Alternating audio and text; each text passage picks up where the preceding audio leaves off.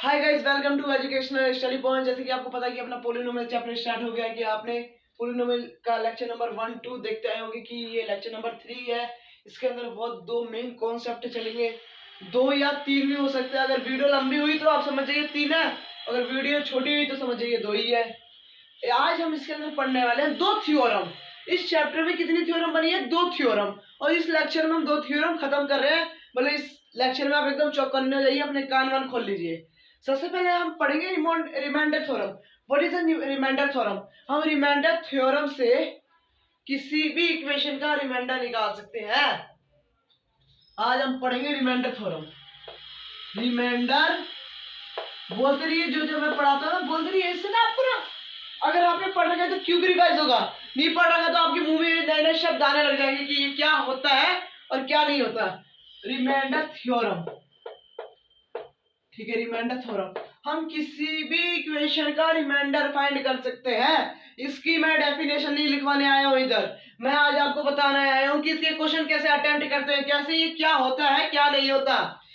आपको इक्वेशन दे दी गई x square plus x plus one, x square plus x plus one, then x plus one, find the remainder. Remainder फाइंड करिए इसका, आप इस इक्वेशन का रिमाइंडर फाइंड करिए। मैं कह रहा हूं वीडियो पॉज करिए और करिए जल्दी।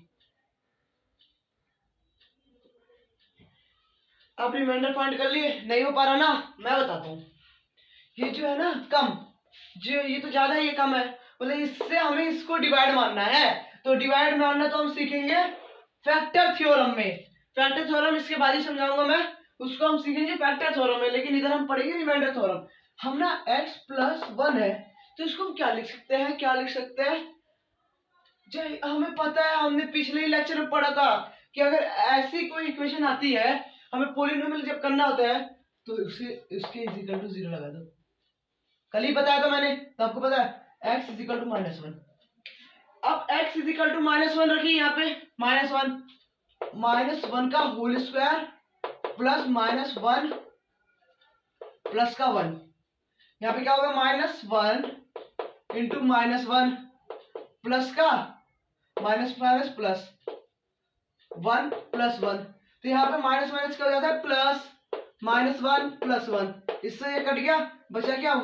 1 इज आंसर। मतलब जब हम इस इक्वेशन से इसको डिवाइड मारेंगे तो अपना जो रिमाइंडर निकलेगा ना, दिस इज अ 1 निकलेगा। अगर आपका रिमाइंडर 0 निकलता, अगर पूरा कट पिट के सॉल्यूशन होके 0 निकलता, तो आप तुरंत ही इसको इससे डिवाइड कर दीजिए।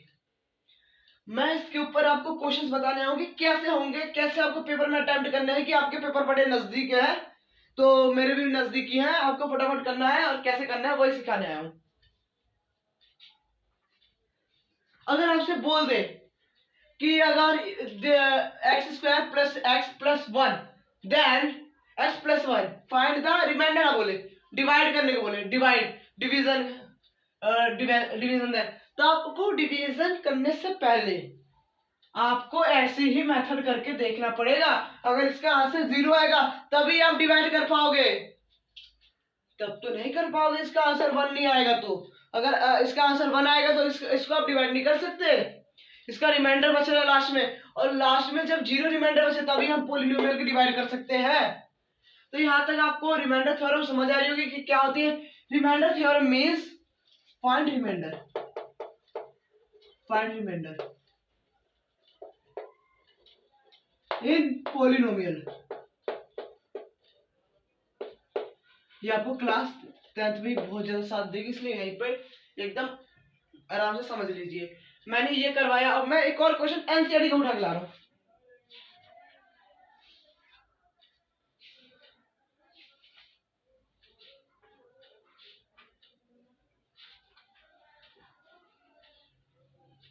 ठीक है, मैं सेम एक क्वेश्चन है, इससे अलग है, बस इसमें ना वैल्यू चेंज है, तो सब कुछ वैसे ही होता है, बस वैल्यू चेंज करते रहिए और क्वेश्चन देते रहिए। क्वेश्चन एक, मैं यहाँ पे क्वेश्चन लिख दे रहा हूं आपके लिए। यहाँ पे बोलेगा फाइंड रिमाइंडर, आपको फाइंड रिमाइंडर करना है जब x cube sorry 3x² plus का 3x प्लस का 1। आपको ये इक्वेशन दी गई है, पॉलिनोमियल दिया गया है, आपको डिवाइड बाय करना है x प्लस 1। तो आपको जैसे मैंने पिछली बार करा था वैसे ही कर दीजिए, फिर अपना रिमाइंडर थ्योरम छुटकी बजाय खत्म है। छुटकी बजाय की इसके अंदर कुछ है नहीं, बच्चे डरते हैं कि रिमाइंडर थ्योरम अलग होती है, फैक्टर थ्योरम क्या होती है। वही मैं आपको आज क्लियर करने आया हूँ कि दोनों में डिफरेंस क्या होता है। मैंने डेफिनेशन कोई नहीं लिखवाया था, लेकिन मैंने डेफिनेशन क्या लिखवाई, find remainder in the polynomial से हम कहते हैं remainder theorem x is equal to, मैं -1 कह सकता हूँ इज इक्वल टू 0 रख के। हमें पता है जब x की जगह -1 पुट करेंगे तो क्या होगा, -1 का होल क्यूब प्लस 3 -1 का whole square plus 3 into -1 plus 1। अब इसको फटाफट कर दीजिए, नहीं आता मैं बताता हूँ आपको। -1 into -1 into -1 plus 3 into -1 into -1 plus 3 into -1 plus 1। पहले सारे मल्टीप्लाई करिए, आपने बोर्ड बस क्लास 8 में पढ़ा हुआ है। इसको करा +1 हो गया, इसको करा -1 प्लस का 1 हो गया, माइनस माइनस मल्टीप्लाई होता है तो 1 आता है। 1 इंटू 3 यहाँ प्लस है, प्लस माइनस इंटू माइनस का 3 प्लस का 1, तो 1 से 1 कट गया, minus plus is equal to cutting हो जाते हैं 3 मतलब दिस इज हम इसको डिवाइड कर सकते हैं। हाँ, अगर x से x प्लस 1 इसका फैक्टर है देन हम ये कह सकते हैं x प्लस 1 इसका फैक्टर है। हमने रिमाइंडर करा फाइंड, रिमाइंडर कितना आ रहा है 0। अगर रिमाइंडर अपना 0 आ गया तो ये इसका फैक्टर है। अब मैं फैक्टर बताता हूं क्या होते हैं। सबसे पहले फैक्टर बताने के लिए आपको एक मिडल स्प्लिटिंग सीखना पड़ेगा। आपको रिमाइंडर थ्योरम में कोई डाउट है तो जल्दी से कमेंट बॉक्स में लिख दीजिएगा। तो रिमाइंडर थ्योरम कुछ नहीं है, आपको बस रिमाइंडर फाइंड करना होता है, ठीक है। तो चलते हैं फैक्टर थ्योरम की तरफ। हाँ गाइस, जैसे मैंने कहा था आपको कोई डाउट है तो कमेंट बॉक्स में पूछ लीजिए। हम फैक्टर थ्योरम करने वाले हैं। रिमाइंडर थ्योरम में आपको डाउट होगा तो पूछ लीजिएगा, कितनी बार मैंने क्या दिया, अगर होगा तो जरूर पूछेगा। रिमाइंडर थ्योरम, अब मैं रिमाइंडर थ्योरम तो समझ आ गया भाई, रिमाइंडर फाइंड करना होता है, बस बात खत्म। और कैसे करते हैं वो भी हमने सिखा दिया है। तो चलते हैं नेक्स्ट थ्योरम की तरफ। नेक्स्ट थ्योरम जाने से पहले हमें कुछ बेसिक चीजें जाननी पड़ेगी। आपने स्प्लिटिंग द, क्या नाम था उसका, क्या नाम था स्प्लिटिंग द मिडल टर्म। अच्छा ठीक है, आपने पिछली क्लासों में सुना होगा स्प्लिटिंग द मिडल टर्म। अगर नहीं सुना, क्लास 8 का लास्ट चैप्टर है फैक्टराइज, 14वां चैप्टर। क्लास 8 का चैप्टर है 14वां चैप्टर फैक्टराइज। अगर आपने नहीं करा तो पछताइए मत, यहाँ पे आपका पूरा क्लियर हो जाएगा, डाउट आपका सारा। स्प्लिटिंग द मिडल टर्म, इसका नाम पता नहीं अजीब ही सा, स्प्लिटिंग द मिडल टर्म। आपको ये करने से पहले आपको मैं कुछ चीजें बता रहा हूँ बेसिक सी। देखो, आपको एक पॉलिनोमियल गिवन होगा, उसमें आपको ये करना है स्प्लिटिंग द मिडल टर्म। ये कैसे करते हैं सब कुछ बता रहा हूं मैं आपको। जैसे एक इक्वेशन है 3x² प्लस 7x प्लस का 8। मैंने एक एग्जांपल लिया कि आपको ऐसा एक गिवन है, ठीक है, गिवन है, ठीक है। तो इसको मैं a मान लेता हूँ, ax² प्लस b मान लेता हूँ 7 को, bx प्लस इसको c मान लेता हूँ, ठीक है। a² plus bx plus c। अगर आपको ये ऐसी इक्वेशन मिल जाती है कभी भी ax² plus bx plus c, तभी आप कर पाओगे स्प्लिटिंग द मिडल टर्म। अगर x की जगह वेरिएबल चेंज है तो चेंज होने दो, लेकिन अगर यहाँ पे x है यहाँ पे y है तो ऐसा होगा तो नहीं हो पाएगा। अगर बोथ साइड x है, या बोथ साइड y है, बोथ साइड a है, तभी हम कर पाएंगे, ठीक है, स्प्लिटिंग द मिडल टर्म।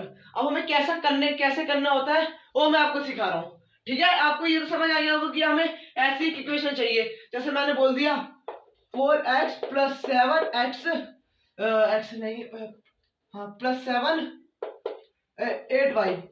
इसका करिए स्प्लिटिंग द मिडल टर्म करके वैसे निकालिए, तो मैं सिखा ही रहा हूँ कैसे करते हैं, लेकिन इसका निकालिए। इसका आप निकाल ही नहीं पाओगे कि इस फॉर्म में ये कैसा फॉर्म में हो रही है, ax प्लस b प्लस सी वाई, ऐसे हो रही है, ऐसे तो निकालिए। हमें ax² plus bx plus c, हमें ऐसे मेथड में निकालनी है। ऐसे मेथड में हम स्प्लिटिंग टर्म निकाल सकते हैं, ठीक है। Splitting the middle term. ठीक है, अगर हमें ऐसा क्वेश्चन गिवन है तो हमें कैसे क्वेश्चन अडॉप्ट करने होते हैं, चलो मैं आपको सिखाता हूँ। हमें पता था हमने कैसे इक्वेशन निकाली थी, a square plus b x plus c, हमने ऐसे निकाल ली थी है। हमें ना ए इंटू सी करना होता है बेसिक। फर्स्ट स्टेप हमारा क्या होता है, ए इंटू सी। फर्स्ट स्टेप अपना होता है ए इंटू सी। फर्स्ट स्टेप अपना होता है ए इंटू सी।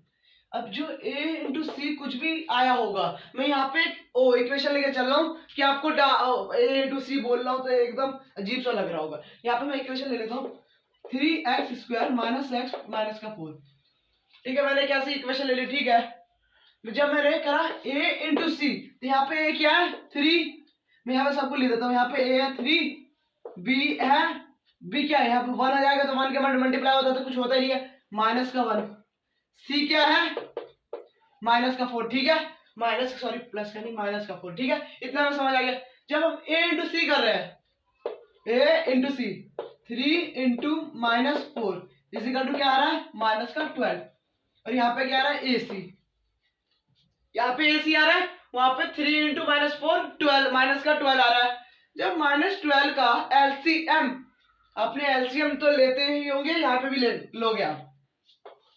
जब हम माइनस को तो यहाँ भी हटा दीजिए, हमें पता है कि माइनस प्लस कुछ होता ही नहीं है, बस एक दिशा दर्शाने के लिए माइनस दिया।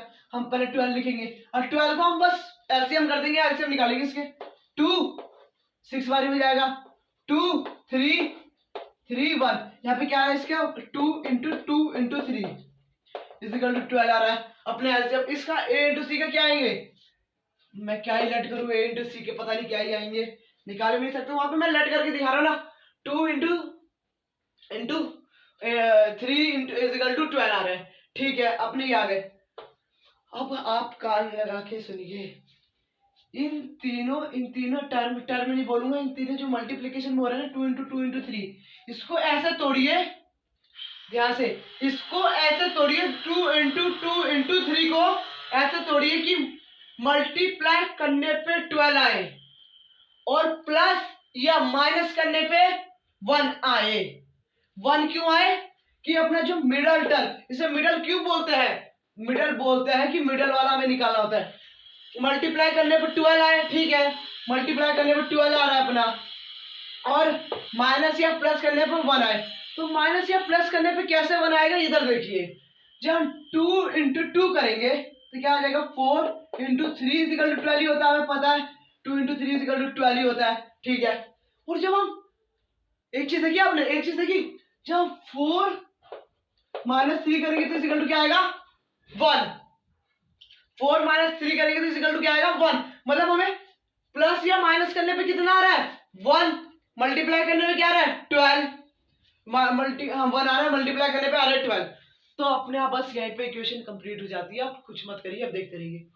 बाइस ये इतना इजी होता है, लेकिन डाउट रह जाता है कि इसके क्वेश्चन ही नहीं हो पाते। क्वाड्रेटिक इक्वेशन कहा जाता है इसे, इसको ना हम कहते हैं क्वाड्रेटिक इक्वेशन। क्वाड्रेटिक इक्वेशन सबसे पहले आपको सॉल्व करने के लिए आपको क्वाड्रेटिक इक्वेशन बनानी आनी चाहिए। क्यों बन जाएगी, हम बन जाएगी, वो तो क्वेश्चन में गिवन ही होती है निकालने के लिए। ठीक है, अब 3x², ठीक है। अब आप कहोगे कि वहां पे माइनस का, अब यहाँ पे ला, रुक जाओ थोड़ा टेढ़ा हो गया ये, 3x², ठीक है, यहाँ पे माइनस का 4 प्लस x आ जाएगा ना, प्लस 3x, और लास्ट में क्या था माइनस का 4। अब मैंने यहाँ पे क्या छेड़खानी करी है आप बताइए। आप कहोगे कि 4 माइनस 3 करा तो 1, सॉरी आपको ना ऐसे करना था, माइनस का 3 माइनस 4 इजिकल टू -1, कि हमें -1 लाना था ना, कि यहाँ पे क्या था b इजिकल टू -1 था, तो हमें 3 माइनस 4 इजिकल टू -1, इसलिए 4x माइनस 4x में से 3x जाएंगे तो -1 बचेगा। यहाँ पे x भी लगाना है, किसको हम x में तोड़ रहे हैं ना, तो यहाँ पे हमने क्या करा, कुछ नहीं करा, यहाँ पे हमने कुछ नहीं करा ज्यादा। अब बस हमें ना जब अपने इधर बन जाता है तो इसको ना ऐसे कर लेते हैं, बांट लेते हैं, यहाँ पे ध्यान समझिए उसको, दो इधर दो इधर, बस हमें अब करना है ना, यहाँ से कॉमन ले लीजिए जो भी कॉमन आ रहा है, बोथ साइड x है, x ले लिया, 3x - 4, जब यहाँ से x आ गया तो x यहाँ पे पूरी रहेगा, जब यहाँ पे स्क्वायर था तो एक x आ गया, ठीक है। अब यहाँ पे क्या है प्लस, यहाँ पे कुछ कॉमन ही नहीं आ रहा, 1 लेके, हाँ 1 लेंगे ना, 1 आ रहा है कॉमन, 1 3x - 4। अब आप एक चीज देख रहे होंगे, 3x - 4 3x - 4, दोनों इक्वेशन में 3x - 4 है, तो हम 3x - 4 को कॉमन ले लेंगे, 3x - 4 को कॉमन ले लिया। अब बचा क्या, इसको हमने ले लिया, इसको हमने ले लिया, x + 1, अब इसको प्लस में नहीं लिखेंगे, x + 1 by splitting the middle term से हमने इसके फैक्टराइज निकाल लिए, by splitting the middle term से हमने इसके फैक्टराइज निकाल दिए, 3x - 4 इंटू x + 1 इसके मिडल टर्म है। अब मैं थोड़ा इसको समझाने की कोशिश कैसे करूं, समझ तो आ गया होगा, लेकिन इसके जब तक मैं 2-3 क्वेश्चन सॉल्व नहीं कराऊंगा तो आपको ये कर नहीं पाओगे, तो मैं 2-3 क्वेश्चन और करवा रहा हूं इसके।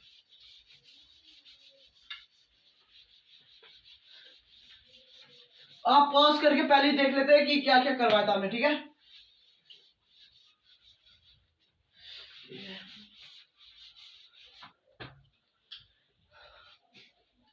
अब मैं एक क्वेश्चन ले रहा हूँ, वो भी मैंने एनसीईआरटी का लिया था आपको समझाने के लिए। अब मैं एक क्वेश्चन ले रहा हूँ, क्वेश्चन नंबर 1, मैं 1 डाल देता हूँ, मेरे दिमाग में नहीं आता, 12x² माइनस का 7x प्लस का 1, देखिए प्लस का 1, ठीक है। अब एनसीईआरटी बुक का रख दो साइड, x है प्लस का 1 7, ठीक है। पहले हमें देखना है कि वैसे हो रहा है, इसको मैंने ax² माइनस और प्लस से हमें कुछ लेना देना नहीं होता, ये b x प्लस का c, a² - bx + c, ये अपनी क्वाड्रेटिक इक्वेशन बन गई है। तो इसके ऊपर हम बाय स्प्लिटिंग मेथड आजमाते हैं कि इसके फैक्टराइज क्या निकलते हैं। तो सबसे पहले हमें क्या करना होता था, याद करिए, a × c मतलब 12 × 1 कितना आया, 12 आ गया, 12 × 1 12 आ गया, इसमें 12 ही आ रहा है, तो इसके कर लीजिए फैक्टराइज, वो फैक्टर एलसीएम कर लीजिए, 12 6 3 3 1, ये हमने कर लिया। इसके कितने आ रहे हैं, 2 × 2 × 3 × 12 और इंटू नहीं 12। अब देखिए मल्टीप्लाई करने पे आ रहा है 12, अब हमें प्लस माइनस करने पे लाना है 7, तो हमें क्या करना पड़ेगा, यहाँ पे थोड़ा बस दिमाग लगाना है, प्लस माइनस करने पे क्या करना पड़ेगा। अगर मैंने कर दिया जो b है वो माइनस का है, पहले मैं यहाँ पे सबको लिख देता हूँ, क्या शुरू में लिखना पड़ता है, a = 12, b = -7, c = प्लस का 1, ठीक है। अब प्लस 1 लिखने की जरूरत नहीं है, ठीक है। अब यहाँ पे आपको क्या करना है, हमें ऐसे करना है